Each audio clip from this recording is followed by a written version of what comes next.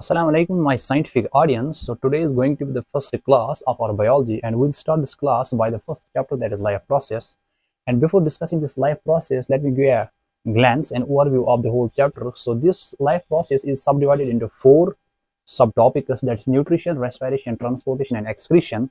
And after discussing these four topics, we will follow the trend for nutrition first, and we'll understand the nitty-gritties, the essence of this topic in plants as well as in animals, and then we'll follow the same trend for the other three topics. So here, before discussing these, let's understand life process first. So there arises a question, that is, what does this life process mean? Now when we talk about life, we talk about living organisms.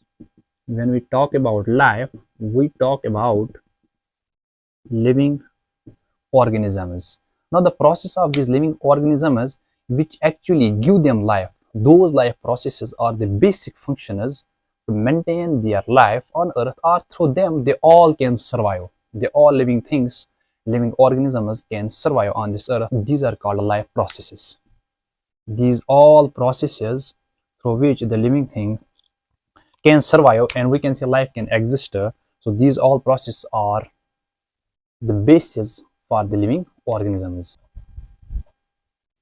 That means all these processes together keep the living organism alive and perform the job of body maintenance.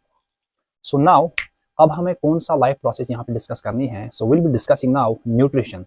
So after discussing nutrition, we'll follow the trend of respiration, then we'll go to the transportation, and then at the end excretion. Now, nutrition. Before discussing nutrition, let me show a basic difference between three types of organisms. Let me show a basic difference between three types of organisms. That is, some are unicellular and some are multicellular, and there's a distinction, marked distinction between three. Now, एक हम लेंगे एक amoeba, या amoeba आप बोलो. So it's having here plasma membrane. Second one is a human being with a smile on his or her face. Third is a plant.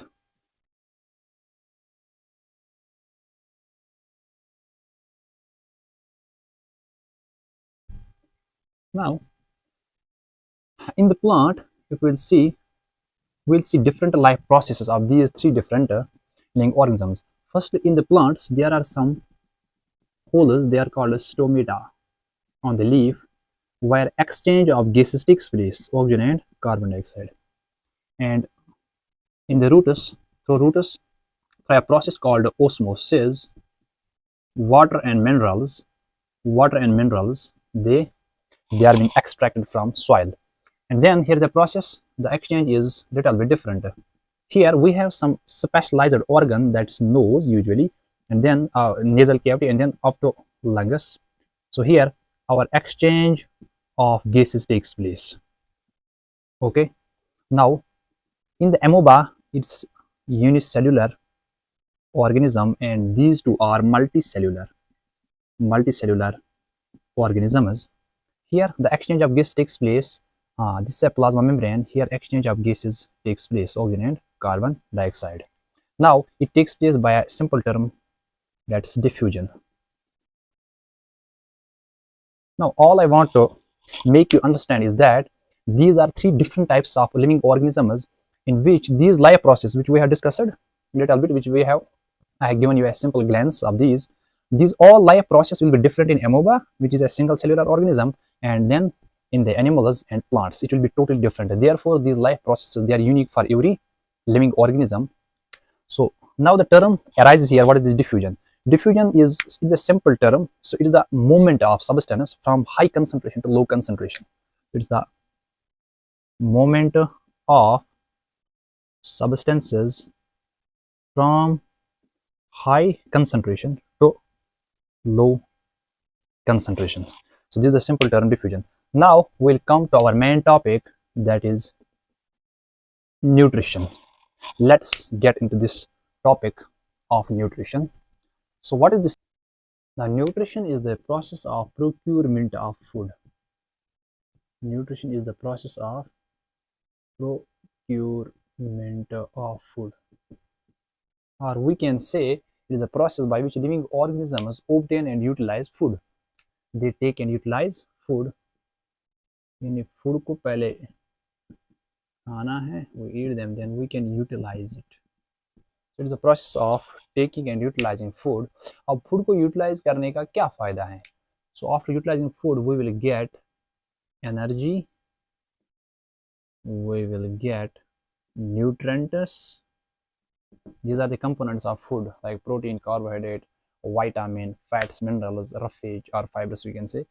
So these things are being utilized from food, and these nutrients are used, they are used for the purpose of growth and development. They are used for the purpose of growth and development. And this food will also be used to repair the damaged tissue of our body. इसका तीसरा use food क्यों utilise करते हैं? तो repair the damaged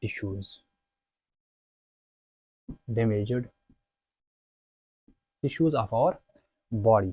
अब यहाँ पे एक टर्म आती है nutrients. What do you mean by this nutrients? Nutrients are the components. These are the components of food, whether they are carbohydrates, proteins, fats, vitamins, and minerals, roughage or fibers, we can say also. Now coming to our next topic, that's modes of nutrition. So there are two modes of nutrition. One is autotrophic and second one is heterotrophic. Today we'll be discussing in this class on the autotrophic and its types, some its applications. And first one is autotrophic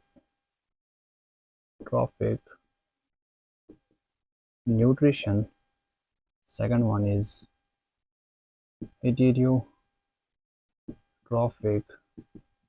nutrition. Now, autotrophic nutrition is the mode of nutrition in which an organism prepares its own food. So, in which an organism prepares its own food from inorganic materials like water, carbon dioxide, etc. Now, this autotrophic mode of nutrition it's followed by grain plants, cyanobacteria, which is also called as blue-green algae. So these two follow the autotrophic mode of nutrition. Now, in the autotrophic mode of nutrition, it's further classified into two types: chemosynthetic autotrophic nutrition, and the second one is photosynthetic autotrophic nutrition.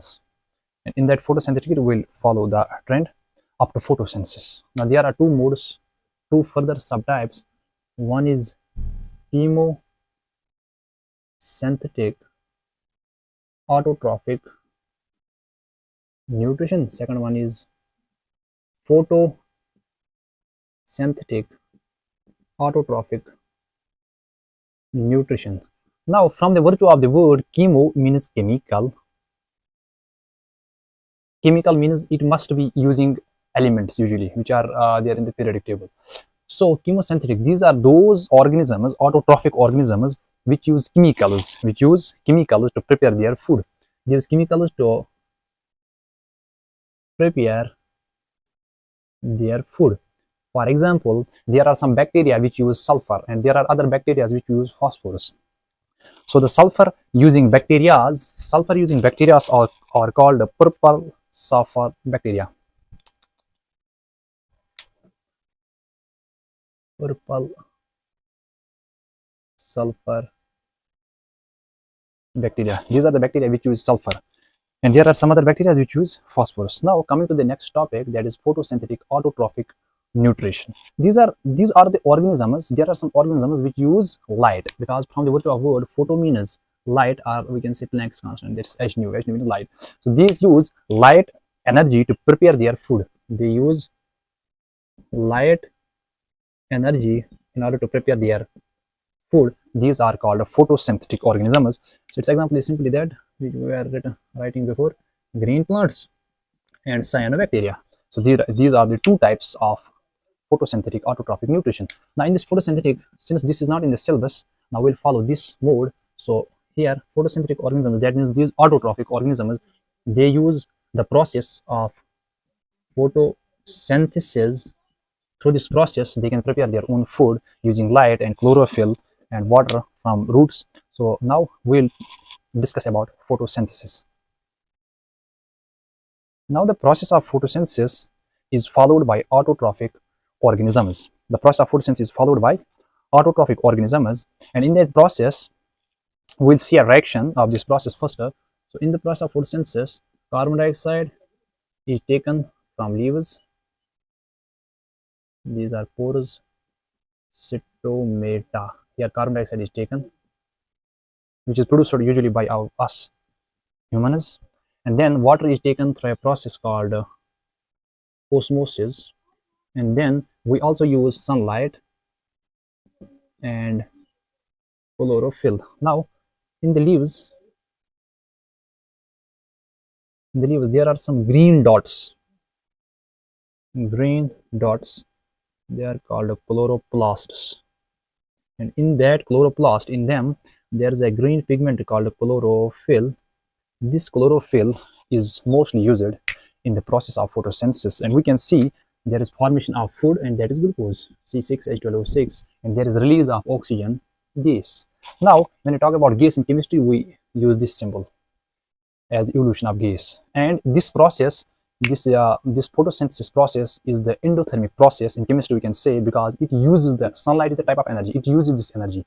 Endothermic processes are those in which energy is being used up, in which energy is being absorbed or used, and its opposite is exothermic process, where energy is evolved. So here its opposite is respiration, which is done in humans. So this whole process, photosynthesis. Now if we can also balance this reaction. So there are 6 carbon, here are also 6 carbon, we'll put 6. Now there are 6 to the 12, 12, 6, 18. Now here are 6, and 6 times 12 and 18. Now hydrogen are 12, 6 to the 12 and 6C. Now this is the balanced equation.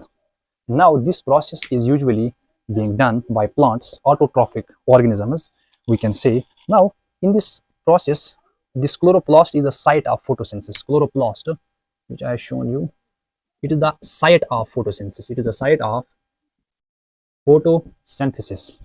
Now this whole process of photosynthesis, it's done in 3 steps. It is done in 3 steps. Now 3 steps are followed in photosynthesis. Now first step is absorption of light energy by chlorophyll. First step is absorption of light energy by chlorophyll. Now after this absorption of light energy, second process is this conversion of this light energy into chemical energy. Conversion of this light energy into chemical energy. And the third step is, and after this, splitting of water takes place. That means this water splits into H2 plus O2. That's 2 times. It's 2 times. It's the balanced stuff. And after this, there is formation of ATP, formation of adenosine triphosphate, which is energy for this plant. And now the carbon dioxide, this water, it's split up, and then carbon dioxide is being reduced. There's a process in chemistry reduction. Here a process occurs, there is reduction. So this carbon dioxide is reduced to carbohydrate, usually glucose, we can say. Now this is the whole process of photosynthesis. Now the site of photosynthesis, usually it occurs in the leaf, and that is chloroplast. Thanks.